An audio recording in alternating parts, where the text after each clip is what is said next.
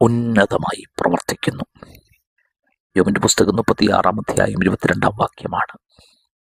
ദൈവം പ്രവർത്തിക്കുന്നത് ഉന്നതമായിട്ടാണ്, ശ്രേഷ്ഠമായിട്ടാണ്.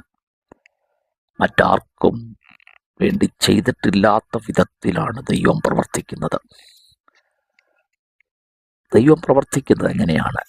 ദൈവം തൻ്റെ ശക്തിയാൽ ഉന്നതമായത് പ്രവർത്തിക്കുന്നു. ദൈവം പ്രവർത്തിക്കുന്നത് തൻ്റെ ശക്തിയാലാണ്.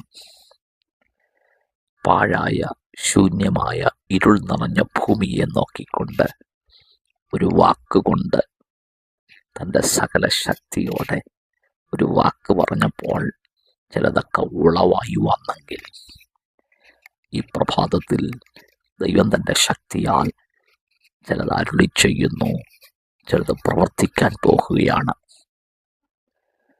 അടുത്ത വാക്കിങ്ങനെയാണ്: ദൈവം ഉപദേശിക്കുന്നവൻ ആരുള്ളൂ? ദൈവത്തിനെ ഉപദേശിക്കുവാൻ ആരുള്ളൂ? ഇന്നത് പ്രവർത്തിക്കണം, ഇങ്ങനെ ചെയ്യാവൂ എന്ന് പറയത്തക്കവണ്ണം ആരുള്ളൂ? ഒരു മനുഷ്യന് വേണ്ടി മനുഷ്യൻ ചെയ്യുമ്പോൾ അത് റെക്കമെൻഡേഷനാണ്. പക്ഷെ ദൈവത്തിന് റെക്കമെൻഡേഷൻ നൽകാൻ തക്കവണ്ണം ആരെങ്കിലും ഉണ്ടോ?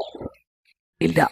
ദൈവം തൻ്റെ ഭക്തന്മാർക്ക് വേണ്ടി ഉന്നതമായി ഇത് പ്രവർത്തിക്കുന്നു. കർത്താവേ, ഈ പ്രഭാതത്തിലും ദൈവം ചിലത് ഉന്നതമായി പ്രവർത്തിച്ചിരിക്കുന്നത് കൊണ്ട് നന്ദി. യേശുവിൻ നാമത്തിൽ തന്നെ ആമേൻ. God bless you.